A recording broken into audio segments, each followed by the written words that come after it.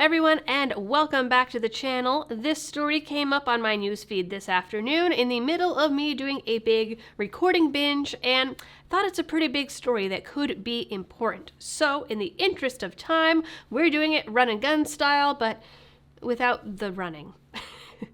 And the big news that warrants no writing or notes ahead of time and minimal editing is that Susan Wojcicki, the CEO of YouTube, has announced that she is stepping down. So I'm going to go through the announcement and what this could mean, if anything, for gun tubers and the conservative YouTube space at large. Let's check it out. Here is a copy of the email that she sent out to creators, allegedly. I have not actually received a copy of this email. This is from Not the Bee. They provided this. This supposedly went out to all creators except for myself, apparently. Earlier today, I sent an email to employees announcing that I'd be stepping back from my role as the head of YouTube to start a new chapter focused on my family, health, and personal projects I'm passionate about. It has been the honor of my career to have a front row seat to the incredible YouTube community you have built. Your stories of perseverance, creativity, and inspiration were a daily source of motivation and inspired me to be an advocate and steward for this community you all created. That sounds like a lie. Obviously not the community that you and I tune into. It was a constant highlight of my job to sit down with you, hear how you were using the platform, and listen to feedback. Sometimes what you said was tough and candid, but it was important for me and the wider YouTube team to listen and do better. Today, the YouTube community is incredibly strong. You're building businesses and following your dreams. Now here is the important part. You will continue to have someone committed to building and advocating for creators at the helm of YouTube. YouTube's longtime Chief Product Officer, Neil Mohan, I'm going to go with Mohan, will take over the leadership role. He's an excellent leader and understands this community and what you need today, tomorrow, and in the future better than anyone. I highly doubt that.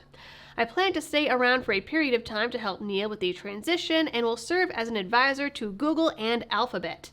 I remain as convinced today as when I started 9 years ago that YouTube's best days are ahead of it. From shorts to podcasting, streaming to subscriptions, I'm excited to see what comes next. And with Neil and our incredible team of employees, you will all be in good hands. Finally, thank you for everything over the years. Thank you for welcoming me into your studios, your homes, and your lives. Thank you for letting me be a part of the incredible stories you're sharing with the world. With alleged admiration, Susan. So there we have it. Chief Product Officer Neil Mohan is set to replace her. Now, what does that mean exactly? Some people are saying this might be a good thing for gun tubers or conservative YouTube in general. And this article here over at Fast Company, 6 Things You Need to Know About Him, it's pretty broad. There's not really that much that's all that pertinent. He has a background in advertising, so maybe that will help bring more ads to the platform, potentially more ad revenue for YouTubers. It's a possibility.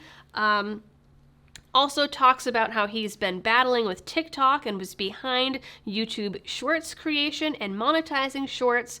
So to me, that says there might be an even bigger push towards YouTube Shorts than there already is, and it's already a pretty big one. So I don't know what that means for more long-term or long-form creators like myself, but I think that we might see Shorts getting pushed even more than they already are. But here is the biggest part, and I highlighted this. He's been working to address extremist content on the platform. Last September, Mohan both testified before Congress and attended a White House summit where he unveiled a new content moderation policy at YouTube targeting violent extremist content on the site. Now remember that YouTube's definition of violent extremist content is probably very different than yours and mine. After all, they tend to be hand in hand with the government, and the government says that parents wanting to protect their children and have parental rights are domestic terrorists. So we're probably looking at a definition of extremist content that leans more in that direction. An extension of existing policies that focused on groups like ISIS, the new policy prohibited content that glorified violence or attempted to recruit or fundraise for extremist groups, even when the content itself wasn't affiliated with a designated terrorist organization. That part is pretty important, and my suspicion is that that is why we can no longer promote gun manufacturers, FFLs, load a magazine into a gun on camera, things like that. I am pretty sure that this guy is where that comes from.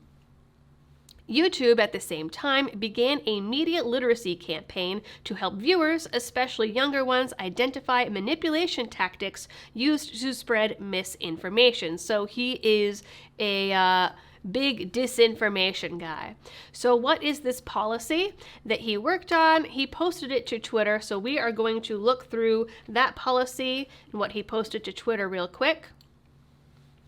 So this is from Neil Mohan himself. We're committed to combating violent extremism. As we shared with the White House, we'll update our policies this year to prohibit content glorifying violence / recruiting and fundraising for extremist groups, even when the content isn't affiliated with designated terrorist organizations. First of 3 tweets. The next one, this was September of last year. We're also launching a media literacy campaign on YouTube to help viewers establish what is and isn't misinformation. So this says the same thing as that blurb. And YouTube is proud to support the McCain Institute's Invent to Prevent program, encouraging college students to develop tools preventing targeted violence and terrorism. More from the White House here at that link.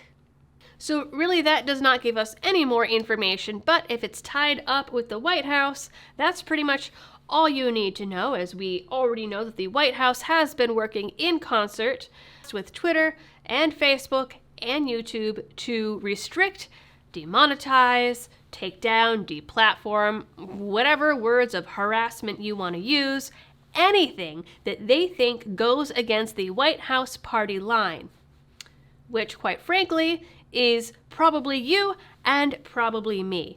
So, will this move do anything to help the gun community on YouTube? I would say probably not.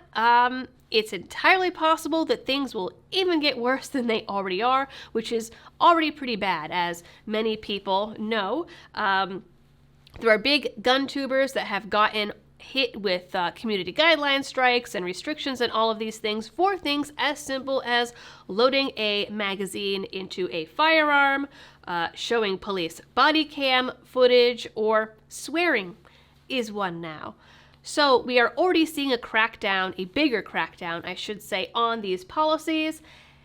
And I'm willing to bet that this guy is going to make that crackdown even harder. So what that really looks like remains to be seen, but I will keep you guys all updated if I ever get this email from Dear Susan and any other way that it could affect your community here at YouTube. So thank you for tuning in for this quick little dirty video.